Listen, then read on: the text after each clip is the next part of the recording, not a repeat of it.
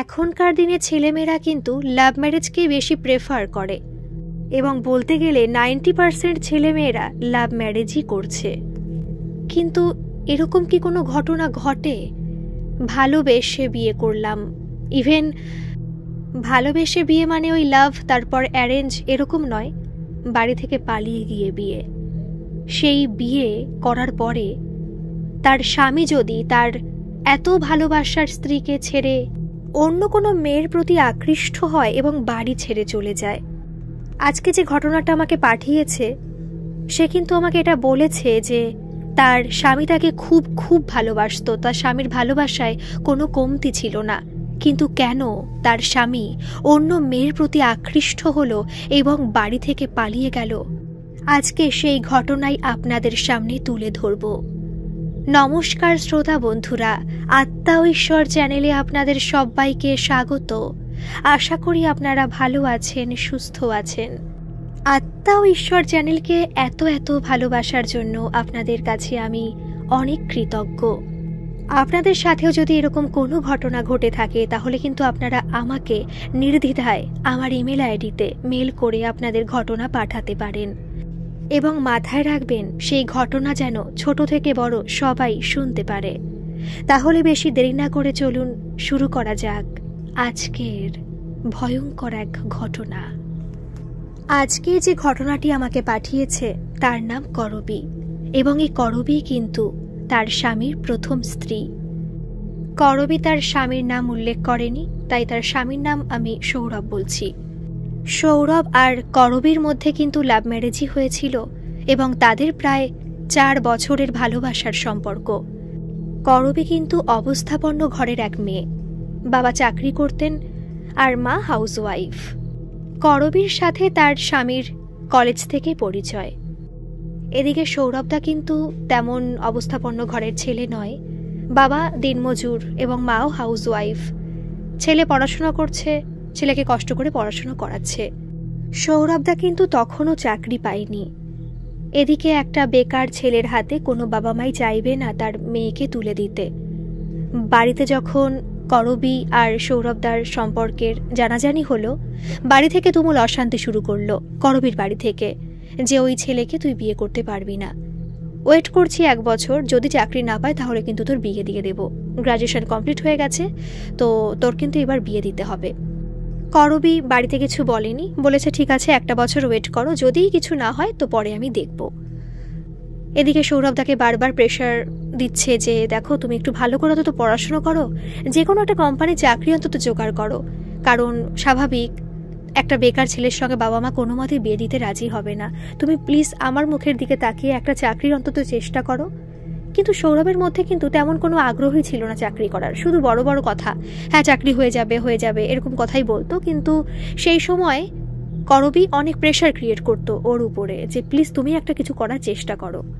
এই করতে করতে প্রায় 1 বছর কেটে গেল, কিন্তু সৌরভ তখনও পর্যন্ত কোনো চাকরি পেল না। বাড়ি থেকে তো শুরু হলো যে এখনও যখন চাকরি পায়নি তখন কিন্তু আমরা আর ওয়েট করবো না, ছেলে দেখা শুরু করব। ছেলে বাড়িতে আসতেও লাগলো, 1-2 করে ছেলে বাড়িতে করবীকে দেখতে আসতেও লাগলো। কিন্তু সেই মুহূর্তে করবী কোনো মতে সৌরভকে ছাড়তে রাজি নয়। সৌরভকে বারবার করে বলছে যে কোনো একটা কিছু তুমি যদি পেতে তাহলে আমি তোমার ওই সামান্য চাকরির ভরসাতেও আমি তোমার সাথে চলে যেতাম, বাড়িতে বলতে পারতাম, কিছু হয়তো বলতো না। তুমি তো কিছুই করতে চাইছো না, তুমি তো কিছু গ্রাহ্যই করছো না। বলছে দেখো আমি তো চেষ্টা করছি, পেয়ে যাব কিছু। সেই মুহূর্তে যেহেতু কোনো সরকারি চাকরি তো হচ্ছেই না, উপরন্তু কোনো কোম্পানির চাকরিও পাচ্ছে না। সেই সময় ব্যাঙ্গালোরে একটা হোটেলের কাজ আসে, বেকারি পেস্ট্রির একটা হোটেলে। কিন্তু যখন এই কথা করবী তার বাবাকে জানায়, বাবা তো রাজি হয় না যে না বিয়ে কোনো মতে দেওয়া যাবে না, একটা চাকরি করলে হতো, কোনো কাজই ছোট না কিন্তু আমি মেনে নিতে পারছি না। সেই মুহূর্তে করবী আর কোনো কিছু রাস্তা না পেয়ে যে দেখছে এখন কোনো মতেই ও অন্য কোনো চাকরি পাবেও না আর বাবা মা কোনো মতে মেনেও নেবে না। করবী কিন্তু বাবা মার একমাত্র মেয়ে। তখন করবী একটা সিদ্ধান্ত নেয় যে বাবা মাকে না জানিয়ে করবী সৌরভের সাথে চলে আসবে বাড়ি থেকে পালিয়ে। সৌরভকে জানায়, সৌরভ তো খুশি যে হ্যাঁ আসো, আমি তোমাকে খুব ভালোবাসি, তোমাকে ছাড়া আমিও থাকতে পারবো না, তো তুমি আসো, কোনো সমস্যা হবে না। সৌরভ 1-2 মাস ওখানে কাজ করে, সেরকম মানে সেই সময় করবী বাড়িতেই ছিল। তারপর বাড়ি আসার পরে ওদের মানে করবী বাড়ি থেকে পালিয়ে আসে, বিয়ে করে, বাড়িতে নিয়ে আসে। করবীর যে শ্বশুর বাড়ি সেখানে কিন্তু সবাই মেনে নিয়েছিল। করবীর এক দেওর রয়েছে, আর করবীর হাজবেন্ড হচ্ছে বড়, আর শ্বশুর শাশুড়ি বাড়িতে হচ্ছে এই কয়জন। বিয়ে করে বাড়িতে আনলো, খুব হ্যাপি, কদিন খুব ভালোই চললো। প্রায় 1 মাস বাড়িতে থেকে আবার সৌরভ চলে গেল ও ব্যাঙ্গালোরে, ওর ওই জায়গায়। করবীকে বলল তুমি কয়দিন বাড়িতে থাকো, তারপরে ওখানে আমি হালকা একটু সেটেল হয়ে তারপর তোমাকে নিয়ে যাব, ওখানে আমরা আলাদা রেন্টে থাকবো কোথাও। সেরকমভাবে চললো। তারপরে একটু সেটেল হওয়ার পরে করবীকে নিয়েও গেল, সেখানে ওরা মোটামুটি করে চললো। যেটুকু বেতন পেত ওদের মোটামুটি ভালোভাবে সংসারটা চলে যেত। সেই মুহূর্তে করবীর হাজবেন্ডের বিদেশ যাওয়ার মানে কুয়েতে যাওয়ার একটা সুযোগ আসে, বাড়ি চলে আসে। যার থ্রুতে আর কি বিদেশ যাওয়ার চিন্তাভাবনা করছে, সে পাসপোর্ট সবকিছু ওখান থেকে মানে চেষ্টা করছে ভিসাটা করেছে, একটা ডেট দিয়েছে, এবং এদিকে মেডিকেলের একটা টাইম রয়েছে, মেডিকেলটা কমপ্লিট হলে মানে ফিট হলে তারপর যেতে পারবে। কিন্তু সেই মুহূর্তে মেডিকেলে আনফিট হয়ে যায় আর যেতে পারে না। তখন করবীও খুব ভেঙে পড়ে যে ওখান থেকে, আর যখন ওই ব্যাঙ্গালোর থেকে চলে এসেছিল তখন কিন্তু ওখানে চাকরিটা মানে চাকরি বলছি ওই চাকরিটা ছেড়ে কিন্তু চলে এসেছিল, একটা লিভিং সার্টিফিকেট নাকি বলে ওটা নিয়ে চলে এসেছিল, যে পরবর্তীকালে ওখানে আর ঢুকতে পারবে না, যদি কোনো ভ্যাকেন্সি আবার বেরোয় তাহলে ঢুকতে পারবে। তখন করবীরও খুব মন খারাপ, করবীর হাজবেন্ডেরও খুব মন খারাপ, মানে খুবই খারাপ একটা অবস্থা যে এখন আবার কোথায় যাবে। সেই মুহূর্তে কলকাতায় একটা মোটামুটি বেতনের 14-15 হাজার টাকার বেতনের একটা কাজ করতে লাগলো। এই করতে করতে মোটামুটি প্রায় 2 বছর চলে গেল। ওর হাজবেন্ডের বেতন আরেকটু বাড়লো। তারপরে ওদের 2 বছরের মাথায় একটা ছেলে হলো, করবী আর সৌরভদার ছেলে হলো। ছেলেও প্রায় 2-3 বছর হলো, মাঝখানে কোনো ঘটনা আমি বলছি না। মানে মোটামুটি ওদের জীবনটা খুব সুখের, খুব ভালোবাসে, যেটুকু টাকা পয়সা পাক না কেন একে অপরকে সাপোর্ট করে খুব সুখে শান্তিতে সংসার চলছে। ছেলে হয়েছে, ছেলেকেও সৌরভদা খুব ভালোবাসে, মানে যেরকম একটা পরিপূর্ণ ফ্যামিলি যাকে বলে আর কি, সুখের একটা ফ্যামিলি, সেরকম কিন্তু ওদের ফ্যামিলিটা ছিল। শ্বশুর শাশুড়ি দেওর সবাইকে নিয়ে খুব ভালোভাবেই ওরা ছিল। আত্মীয় স্বজন সবাই বলতো তোরা রাজ্যটো। আর সেই মুহূর্তে কিন্তু যখন ছেলে হলো তখন কিন্তু করবীর বাপের বাড়ি থেকেও কিন্তু সবাই মেনে নিয়েছিল, বিশেষ করে ওর বাবা, যে একটা নাতি হয়েছে, নাতিকে দেখতে এসেছিল। আর তারপর থেকে মানে সমস্ত কিছু ঠিকঠাক হয়ে গিয়েছিল। আর করবীর বাবাও কিন্তু তারপরে খুব সাপোর্ট করতো, মানে ছেলে নাতির সমস্ত কিছু দেখাশোনা করতো, মানে খুব, যেহেতু একমাত্র মেয়ে রাগ তো করেছিল, মেয়েকে তো আর ত্যাগ করতে পারে না, তাই মেয়েকে মেনেও নিয়েছিল এবং সাথে জামাইকেও মেনে নিয়েছিল। এভাবে চলতে লাগলো। কয়েকদিন ধরে করবী লক্ষ্য করলো ওর হাজবেন্ড রাত্রেবেলা অনেকক্ষণ অনলাইন থাকছে, মানে অনলাইন থাকছে কিনা বলতে পারবে না, কিন্তু রাত্রেবেলা ফোনটা মানে বোঝে, যখন ঘুমিয়ে পড়ে, যে বুঝতে তো পারে একটা মানুষ পাশে জেগে থাকলে যে ফোনের একটা আলো জ্বলে, ঘরের লাইট অফ কিন্তু ফোনের আলো জ্বলে। এরকম আগে হতো না, ওরা 11:30-12টার মধ্যেই ঘুমিয়ে পড়তো, কিন্তু এখন প্রায় 1-2 পর্যন্ত মনে হয় যে ফোনে কিছু একটা করছে। করবী বারবার করে বলে যে ফোনটা রাখো, এবার ঘুমাও, বললে ফোনটা রেখে দেয়। এরকম কদিন ধরে চলছে। যখনই ফোন করে, কাজে যায় যেহেতু সৌরভদা কলকাতায়, আগে যে টাইমে সৌরভদা করবীকে ফোন করত সেই টাইমে কোনো ফোন আসে না, এবং সেই টাইমে যখন ফোন আসে না তখন করবী ফোনটা করে সৌরভদাকে, কিন্তু দেখে অন্য কলে ব্যস্ত, ভাবে যে কার সাথে ব্যস্ত। করবী কিন্তু প্র্যাকটিক্যাল একটা মেয়ে, ও কিন্তু এত সন্দেহ করে না কোনো কিছু নিয়ে, তো বলছে হয়তো ব্যস্ত থাকতেই পারে, কোনো কারণে কাজের সূত্রে অর্ডার কোনো কিছু থাকতে পারে, তো সেইভাবে আর কিছু বলেনি। কদিন ধরে এরকম চলছে। আর সৌরভ কিন্তু ডেলি যাতায়াত করে, যে সপ্তাহে ছুটি নেয় সে সপ্তাহে কিন্তু সৌরভ সন্ধ্যাবেলা বাড়িতেই থাকে না, সন্ধ্যা হলে বেরিয়ে যায়, ওই ফেরে 9-9:30 সময়। জিজ্ঞেস করলে বলে যে একটু বন্ধুদের সাথে আড্ডা দিচ্ছিলাম। কিন্তু কতদিন আর এরকম চলবে? এরকম চলতে চলতে একদিন করবী বলল যে তুমি কি শুরু করেছো, আমি কিছু বলি না বলে তুমি যা ইচ্ছে তাই করবে। এই নিয়ে এক কথায় 2 কথায় সৌরভদার করবীর মধ্যে তুমুল অশান্তি শুরু হয়। এর আগে কিন্তু কখনো কোনো বড় অশান্তি ওদের মধ্যে হয়নি, এবং সব থেকে বড় কথা সৌরভদা সেদিন করবীর গায়ে হাত তুলেছিল। এটা খুব অবিশ্বাস্য ব্যাপার করবীর কাছে, যে সৌরভ এরকম কখনো কিছু করতে পারে না। করবী খুব বুদ্ধিমতী মেয়ে, করবী বুঝে গিয়েছিল যে নিশ্চয়ই অন্য কোনো মেয়ের ব্যাপার রয়েছে এর মধ্যে, না হলে সৌরভ এরকম চেঞ্জ হওয়ার মানুষই না। ওনার খুব কষ্ট পেতে লাগলো, কিন্তু কিছু বলল না। এর মধ্যে 1-2 দিন এরকম সবাই ওর কাছে ফোন করে করে খবর দিতে শুরু করলো যে সৌরভকে একটা মেয়ের সাথে দেখেছে। আর সৌরভ কিন্তু কোনো বাইক ছিল না, ও সাইকেল চালাতো, সাইকেল ছিল নিজস্ব।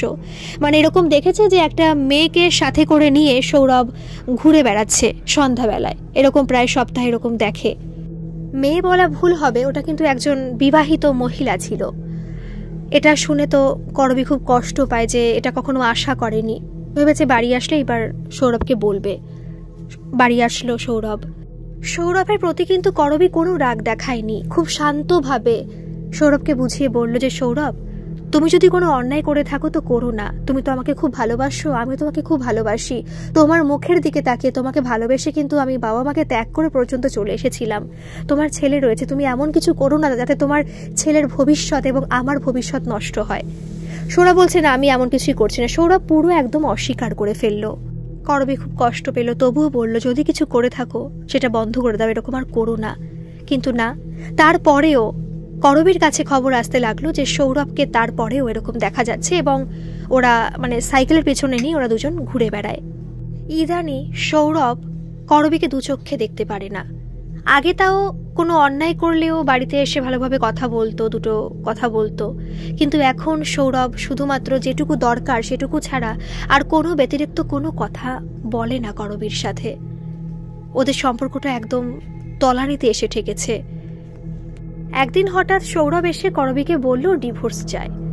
করবী তো পুরো আকাশ থেকে পড়ল যে ও ডিভোর্স চাইছে, এত ভালোবাসে, হঠাৎ কি এমন হলো, হঠাৎ কে আসলো ওর জীবনে যে ও ডিভোর্স চাইলো। সেদিন সরাসরি করবী ওকে বলল যে আচ্ছা সে পরে হবে, কিন্তু তুমি আমাকে আজকে শেয়ার করো তো, সেই মেয়েটা কে যার জন্য তুমি আমার কাছ থেকে ডিভোর্স চাইছো। বলছে অত কথা তোমাকে বলতে পারবো না, আমি একজনকে ভালোবাসি এবং তাকে আমি বিয়ে করব।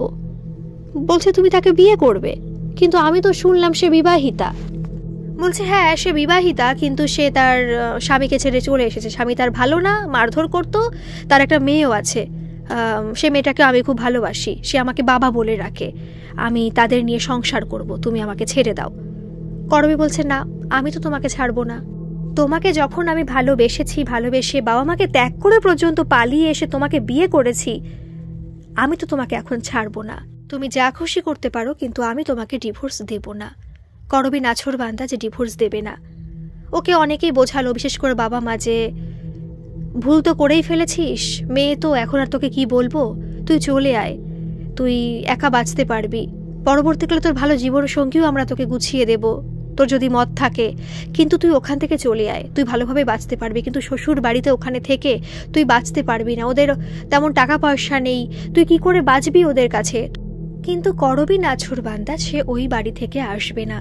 করবীর মধ্যে একটা জেদ ধরে গেছে, কারণ করবী বলেছিল যে ও যখন ভালোবেসে বিয়ে করেছে, এত ত্যাগ স্বীকার করেছে, সেখানেও এমনি এমনি হেরে যাবে না।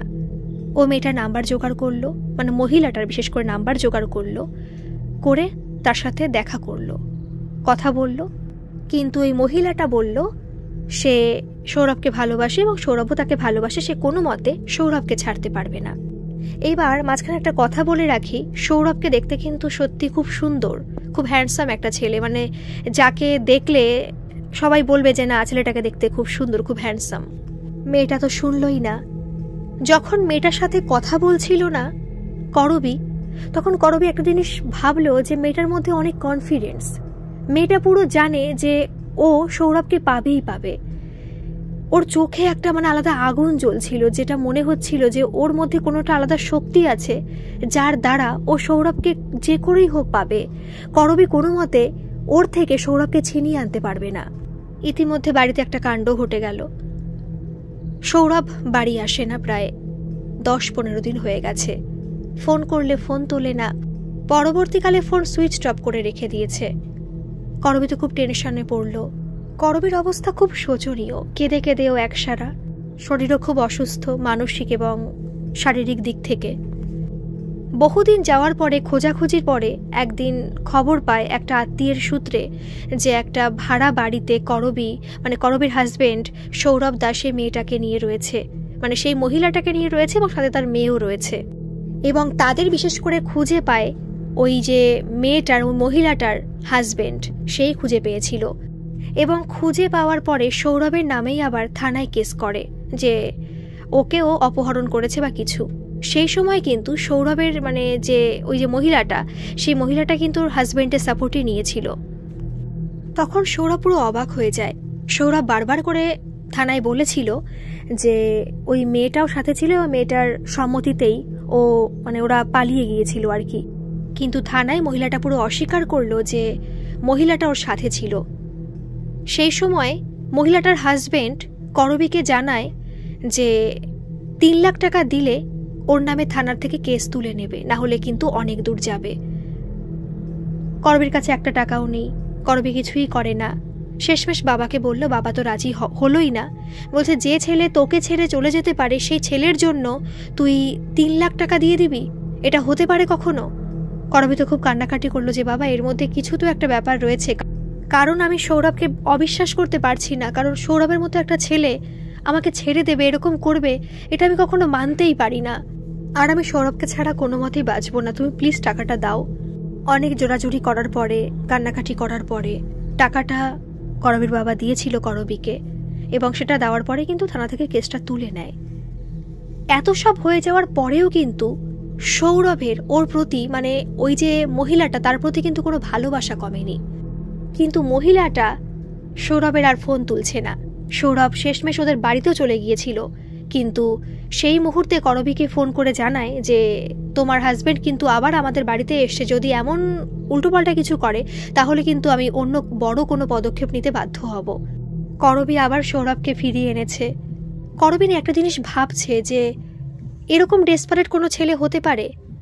সৌরভের কিন্তু একটা অন্যরকম মানে বুদ্ধি ছিল, এরকম বেলেল্লাপনা ও আগে কিন্তু কখনো করেনি।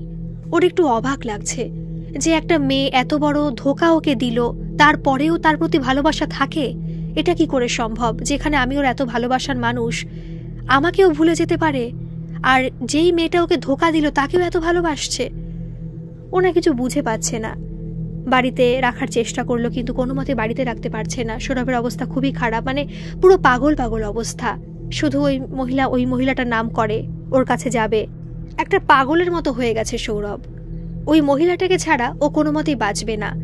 কি করবে করবী কিছু বুঝতে পারছে না। সেই মুহূর্তে করবী একটা সাইকিয়াট্রিস্টের পরামর্শ নিল, তার কাছে নিয়ে গেল সৌরভকে।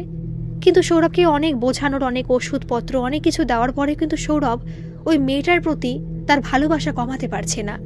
করবী খুব কান্নাকাটি করে, ঠাকুরের সামনে বসে খুব কাঁদে যে ভগবান, এটাই কি আমার কপালে ছিল?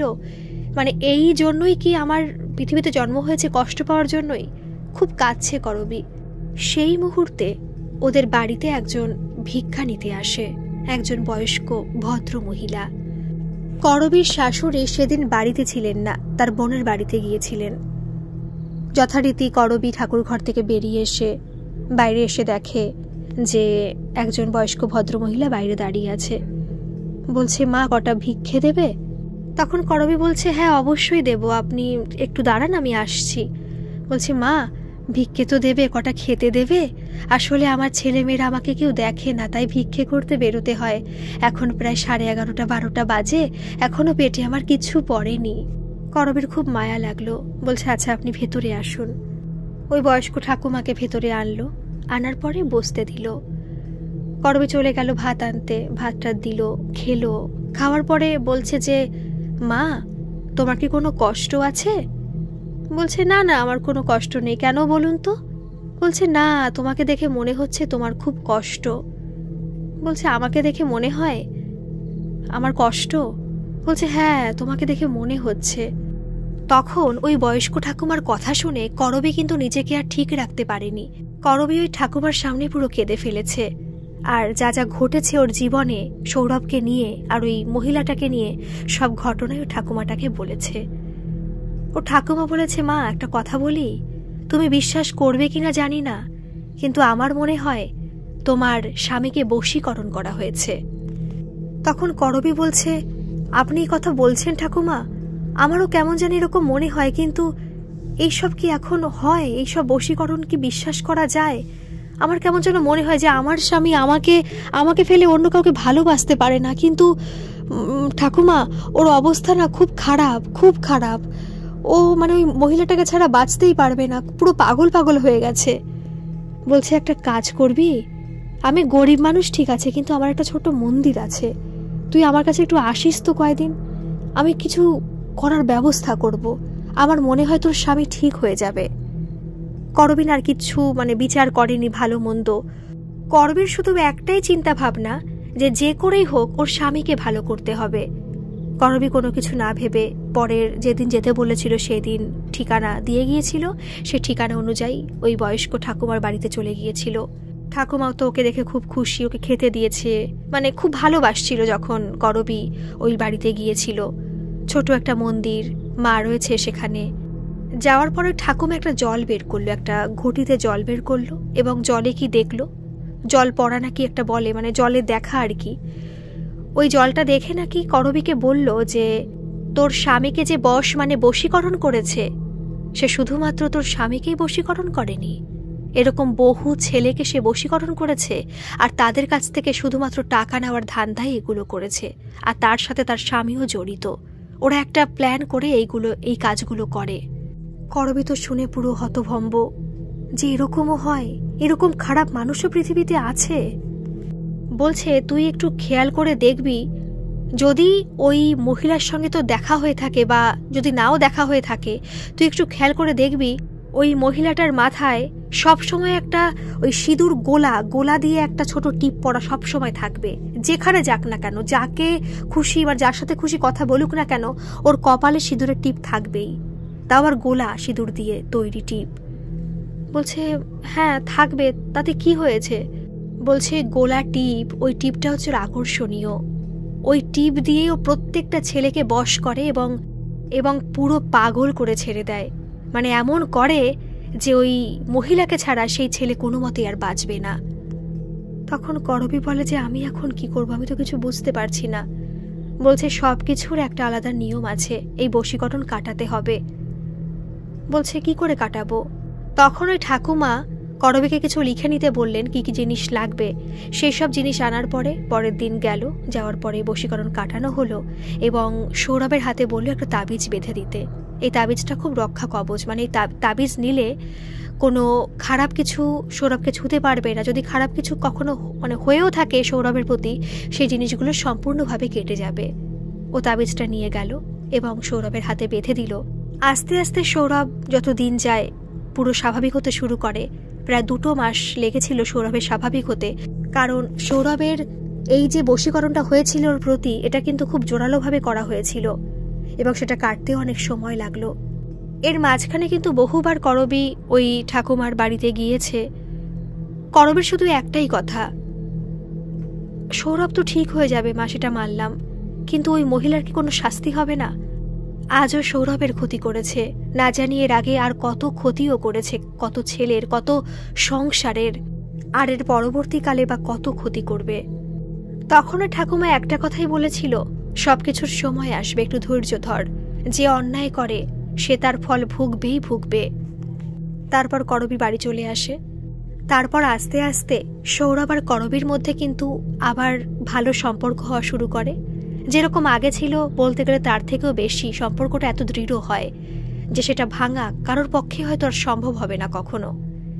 এই যে কথাটা, মানে এখন যে সৌরভ ওই মেয়েটার প্রতি পাগল হচ্ছে না, আগে যেমন বারবার করে ওই বাড়ি ছুটে যেত, ফোন করতো সেই কারণে সুইচ অফ করে রেখেছিল, অন করলে ফোন আসতো আবার সেই মেয়েটা সুইচ অফ করে রেখে দিত, কিন্তু এখন সুইচ অন করলেও ওই মেয়েটার ফোনে সৌরভের আর কোনো ফোন যায় না।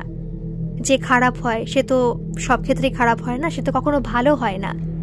সে তো জানতো যে সৌরভ কখনো ভালো হবে না, সৌরভ এরকম পাগলই থাকবে। হয়তো এরকম আরও অনেক ছেলেরা আছে, পুরুষরা আছে যারা ওই মহিলাটার প্রতি এরকম পাগল হয়ে যাচ্ছিল।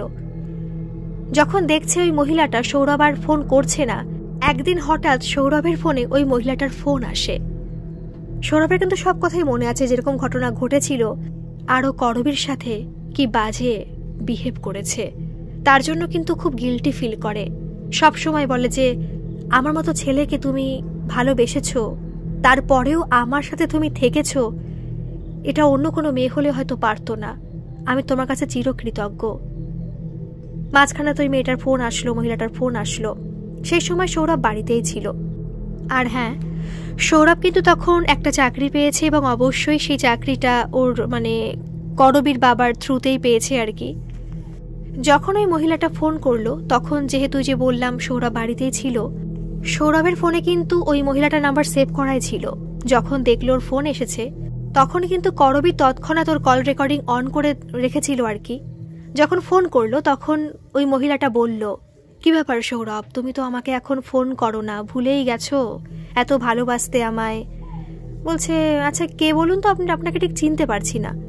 সৌরভ বলছে আর কি, শিখিয়ে দিয়েছে এটা করবী এটা বলতে। তখন বলছে আমাকে চিনতে পারছো না, তুমি এরকম নাটক করছো কেন আমার সাথে, তুমি এত ভালোবাসো আমায়। বলছে আপনাকে সত্যি চিনতে পারছি না, আপনি কে বলছেন বলুন তো। বলছে আমাকে চিনতে পারছো না, আমি তোমার ভালোবাসার মানুষ, যার সাথে পালিয়ে গেলে আমি আর তুমি চলে গেলাম, এত ভালোবাসতাম, এত ঘুরেছি আমরা কয়েক মাস ধরে। তখন সৌরভ বলছে ও আচ্ছা চিনতে পেরেছি, আচ্ছা তুমি, তাই বলো, ভুলে গেছিলাম। বলছি এত তাড়াতাড়ি ভুলে গেলে আমায়?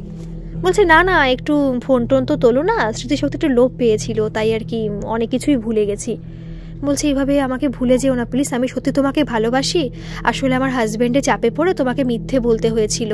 তোমার যখন তোমাকে থানায় আর কি নিয়ে যাওয়া হয়েছিল, আমি তখন তোমাকে সাপোর্ট করতে পারিনি, আসলে আমার ভুল হয়ে গিয়েছিল, আমি তোমাকে সত্যি খুব ভালোবাসি।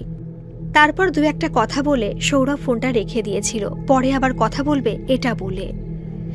এই যে কল রেকর্ডিংটা করে রাখলো, এই রেকর্ডিংটা কিন্তু পরের দিনই সৌরভ আর করবী গিয়ে থানায় দিয়ে এসছিল। এর আগে যখন সৌরভকে থানায় নিয়ে যাওয়া হয়েছিল তখন কিন্তু সৌরভ কোনো প্রমাণ দেখাতে পারেনি, কারণ যে চ্যাটিংগুলো করতো সৌরভ ওই মহিলার সাথে, সেই চ্যাটিংগুলো কিন্তু সব ডিলিট করে ফেলেছে ওই মহিলাটা সৌরভের ফোন থেকে।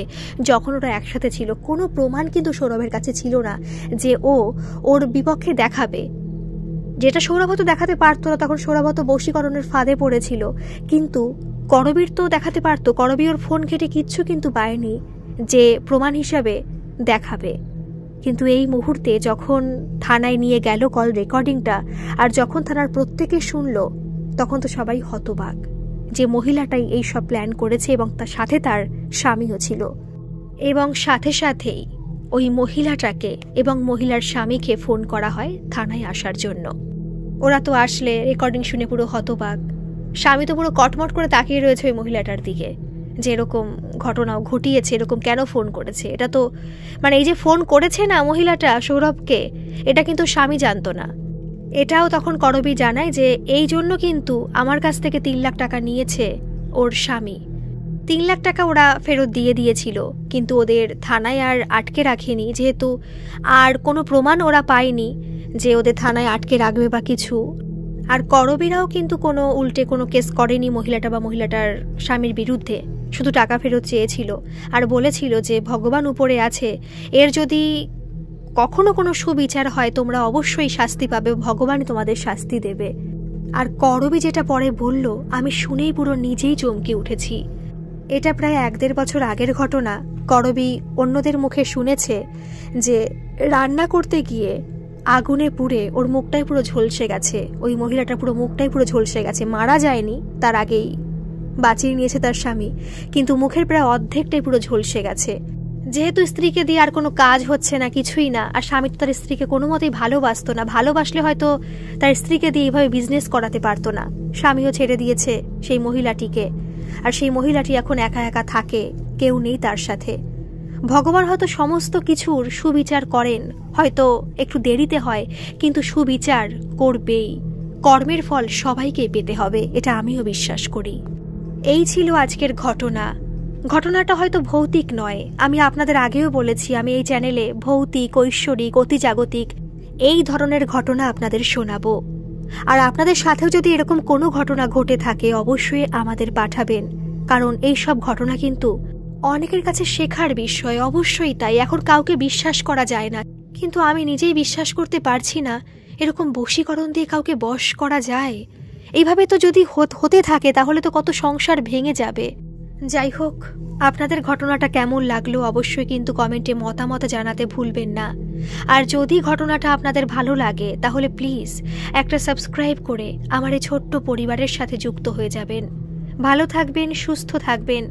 আবার আসবো এরকম কোনো সত্যি ঘটনা নিয়ে। ধন্যবাদ।